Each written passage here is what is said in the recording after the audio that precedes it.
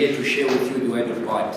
I would love to give this opportunity to thank the leadership for allowing me to preach the gospel to the Church of God. I'm going to be speaking on a message entitled, "To Whom Shall We Go?" To whom shall we go? We're going to get our text from the book of John, chapter 6, verse 66 to verse 68. From that time, many of his disciples went back and walked with him no more. Then Jesus said to the 12, "Do you also want to go away?" Verse 68. But Simon Peter answered him, "Lord, to whom shall we go? You have the words of eternal life." I'm going to repeat verse 68. But Simon Peter answered him and said, "Lord, to whom shall we go? You alone have the words of eternal life." I'm going to pray. Baba muzita ramambo Jesu tinopambiri kwamuri tinokunamata izuva ranhasi Jehovah. As I stand here, my Lord, my Father, to minister your word, I'm praying for the grace of God to be seen. Speak to your children, O Lord. I yield myself as a willing servant to the dispensing of your word in the mighty name of our Lord Jesus Christ of Nazareth. Thank you, Lord. Thank you, Jesus. Amen. As I said, the start of my message is, Lord, to whom shall we go? I'm going to give a brief background of this wonderful story that you have read from the book of John, chapter 6. It was a time after Jesus Christ did many miracles. It was a time when Jesus Christ fed 5,000 people with two fish and 5 loaves of bread. And it was the time when Jesus was encouraging his followers that he alone is the bread of life. It was a time when many of his followers, due to his hard teachings, they couldn't understand him, but they said, "Oh, this guy is preaching something else. Whatever he's speaking is not understandable. We cannot assimilate it." And many of his disciples ceased to follow him. And then Jesus Christ said to the 12, and he said to them, "Are you also going to leave me because of what I have spoken to these multitudes?" And Simon Peter replied and said, "Lord, to whom shall we go? You alone have the words of eternal life." Hallelujah. We are living in a time when things are hard. We are living in a time when our walk with Christ is being tried each and every day. We are living in a time where difficulties and challenges are abounding in the way of Christians.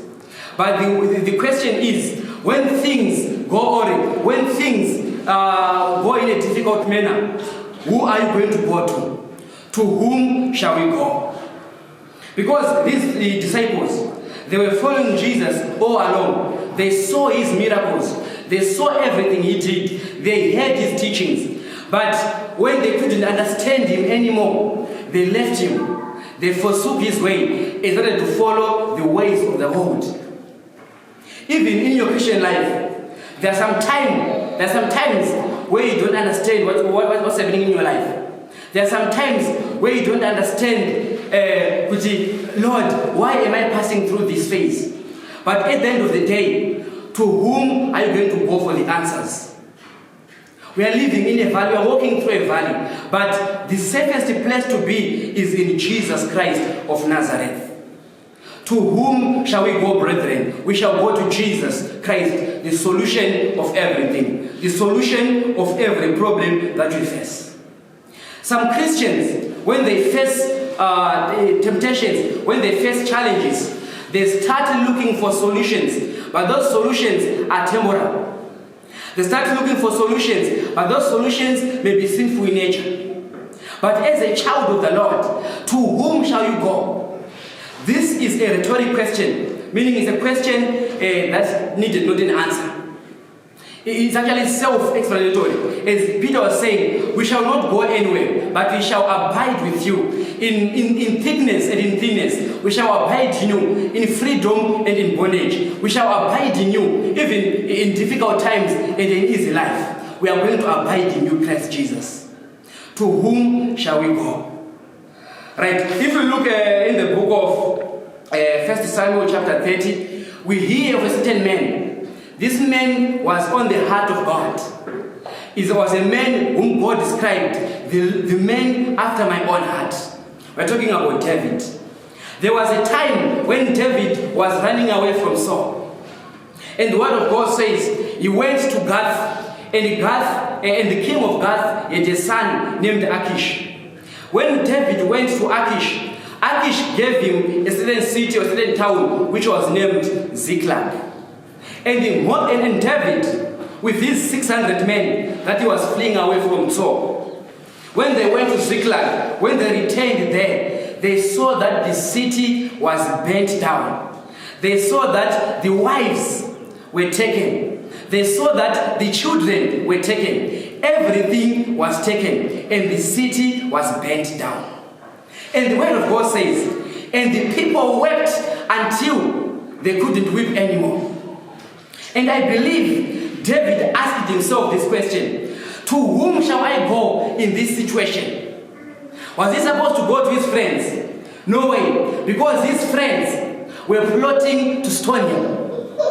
Was he supposed to go to his comrades? No way, because his comrades were also grieved and they were blaming him for the raid, and they wanted to stone him to death.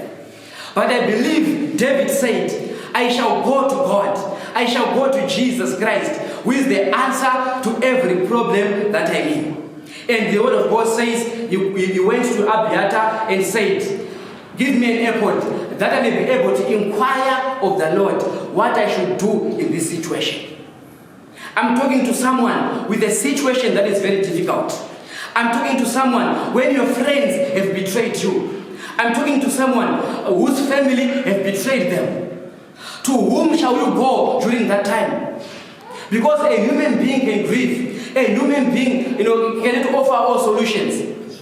A human being can change anytime. But we thank God because we serve Jesus Christ, the same yesterday, today, and forever. To whom shall we go? We shall go to Jesus Christ. To whom shall we go? We shall inquire of the Lord and go to him even in difficult times. Even in confusing times, even in times of betrayal, we shall go unto Jesus Christ, the Son of God. Right? When we go to the New Testament, we hear of a certain woman. The woman is not mentioned by name, but a woman who had an issue of blood. We can actually read the story from the book of Mark chapter 5. This woman tried to look for temporal solutions to his problem. But what happened is, her money ran out. Her savings dried out. In trying to fix a problem with a temporary solution. She had this issue, she had this problem for 12 long years. And for those 12 long years, she went to the doctors, but they couldn't assist her. She went to the prophets. She went to Nganga. But the word of God is saying, after all these things have been done, nothing was better, but things were worse. And I believe this woman asked herself, to whom shall I go? And she answered and said, I shall go to Jesus Christ, the healer of my soul. I shall go to Jesus Christ, the healer of my flesh, because by his stripes I am healed. So she went to Jesus Christ, and her problem came to an end. So to whom shall we go, brethren? We shall go to Jesus Christ, because he's able to offer solutions. He's able to offer permanent solutions to permanent problems. Hallelujah. So as children of God, we ought to understand, to whom shall we go in times of sickness? To whom shall we go in times of lack? I know sometimes, actually, you are desiring something. You are praying for the healing of anything that you are suffering from. But we are saying, to whom shall we go? Because you have tried herbalists. You have tried many people. You have tried doctors. Yes, they've tried. But they couldn't put an end to your problem. So my question now to you is, to whom shall you go? And I'm going to offer you this answer. You should go to Jesus Christ, who is the healer of our souls. Jesus Christ, the deliverer of our souls, Jesus Christ, who is able to put an end to all the suffering in human life. To whom shall you go? And then the third character of the Bible that you want to look at is Rebekah and Isaac. There was a time, right, Isaac married Rebekah when he was 40 years of age. Right, after marrying Rebekah, they stayed for a long time without having a kid, without having children. And the word of God says, Isaac prayed for children. And the Lord heard the prayer, and Rebekah conceived and gave, and actually she was blessed with twins, Jacob and Esau. Alright. And this part that I want is, there was a time during a pregnancy when something was happening in her womb. Right. There was a fight that was going on in her womb. And I thank God, because as for Rebekah, she didn't go to her husband and inquired about the pregnancy. But she said, whatever I don't understand within me, I have to go to the one who can supply me with all the answers. Hallelujah. And she went before the Lord and inquired of the Lord. And guess what? God answered her prayer, and he told her about the future of her sons. So I want to ask you, when things are happening in a way that you don't understand, to whom shall you go? Are you going to find some information from other people, or you shall go to God?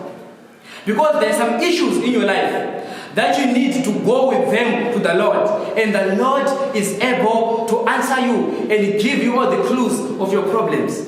To whom shall you go if you don't understand things in your life? I know you have been praying for a job. I know you have been praying for a blessing. I know you have been praying for your business to rise. But sometimes the answer seems never to come. But the question is, after you don't understand what is happening in your life, to whom shall you go for information?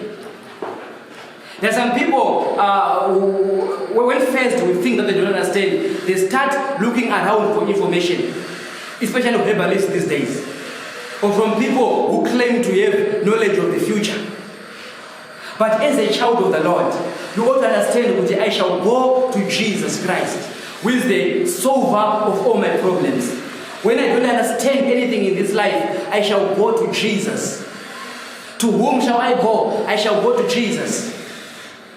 When your marriage is at stake, sometimes your issues, you don't have to go and ask your aunt what to do in life. You have to go before the Lord and say, the Lord, you gave me this marriage. I'm coming to you. I want it to be solved. We're having a problem here and here and here. Because if you go to people, brethren, we are human beings and we are imperfect. We can hear a story being actually spoken 30 kilometers from where you are staying. Because we are humans, sometimes it's hard for us to keep secrets.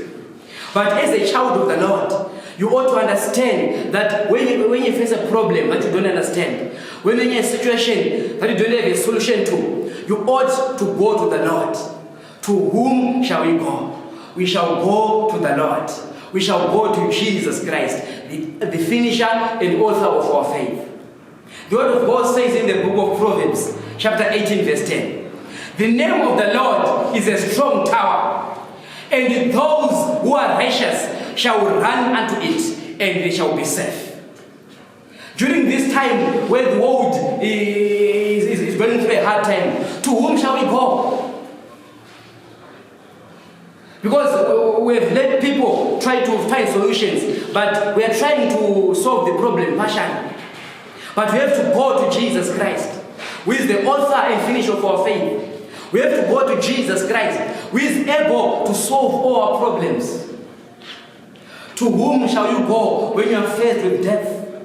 To whom shall you go when you are faced with sickness? To whom shall you go when you are faced with a situation whereby your children are rebelling against you? Taking a rebellious kid to the police or asking for the government officials to discipline them, it won't drive away their rebellion from them. To whom shall you go? You shall go to Jesus Christ, who is able to save those who are worst sinners. The world is in need of hope. We are living in a hopeless situation. But where shall we go to get our hope? Where is our hope? Our hope is in Jesus Christ, the hope of glory. Hallelujah. We shall go to Jesus. We shall point people to Jesus. Because when people come to me and ask for their solutions, I just direct them to Jesus Christ. Because that is where we should go. That is where every servant of God should direct people to. It's not a time where we amass people to ourselves, or as preachers or servants of God. But it's a time for you to understand that you have to point people to Christ. To whom shall we go? We shall go to Jesus Christ. We shall go to Him because He is the solution to every problem. We have tried many avenues, but we are left with hopelessness. Where shall we find our hope? We shall find hope in Jesus. There are sinners out there who are dying without Jesus Christ. Nothing can comfort them. Money can't comfort them in their times of death. But what can only bring satisfaction and fulfillment to a person's life is the Lord Jesus Christ. So to whom shall we go? We shall go to Jesus Christ. Where we face lack in our land, where we face lack of basic commodities, as a family, we are supposed to go before the Lord and say, God, we are coming to you because you are Jehovah. We are Jehovah Jireh. We cannot go anywhere else, but we shall go unto you. Hallelujah. So to whom shall we go, brethren? We shall go to Jesus Christ. Jesus Christ, the author and finisher of our faith. Jesus Christ, the bread of life. Jesus Christ, the bishop of our souls. Jesus Christ, the high priest, our intercessor, who understands what we are going through.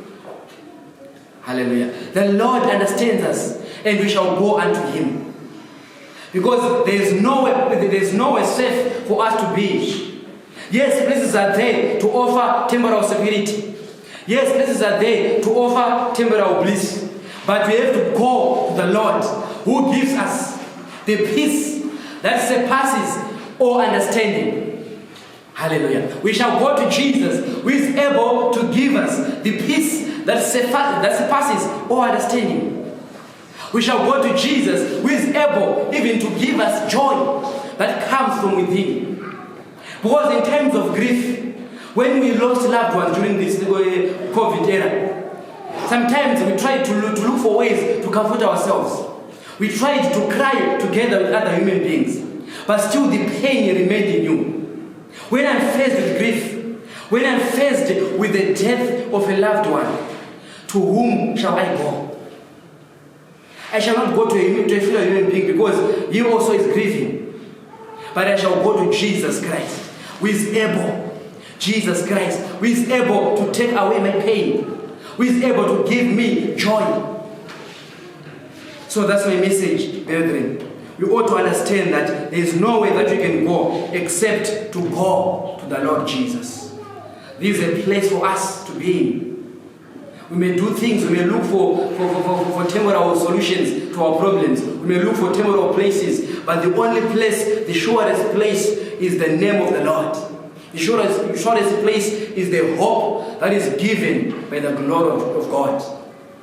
So I leave you with these words, with this question rather. To whom shall we go? And I believe we have understood that you shall only go to Jesus Christ. No matter what you are facing right now, I want you to understand that you ought to go to Jesus Christ. Maybe you don't understand what you are doing. Maybe you have been praying for a while. But there's no other place that you can go to seek answers. Wait upon the Lord, because there's no way that you can go. Peter said, even if your teachings are hard and difficult to understand, we shall only linger by you. We shall only abide with you, Lord. To whom shall we go? I want to thank God for this wonderful time. I'm going to pray as we close. My Lord, my Father, in the mighty name of Jesus, I want to thank you for this wonderful time. I want to give you the glory for the word that you have given to your children, oh God.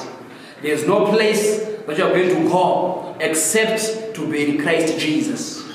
The name that is above every name. The name that if we run unto, we shall be safe. The righteous shall run to the name of the Lord, because it is the surest place to be. My Lord, my Father, the world can offer temporal solution to our problems, can offer temporal safety to our problems, oh God. But we come to you before your throne of grace. Even if you don't understand anything, we come unto you, Lord. Even if we don't understand your ways and your thoughts towards our lives, we will come unto you, Lord, and rest in your presence. In the mighty name of Jesus, we give all the glory and all the honor unto you, Lord. Amen. You are Yahweh. Yeah. You are Yahweh. You are Yahweh. Yeah. You are Yahweh. You are Yahweh. Alpha and Omega.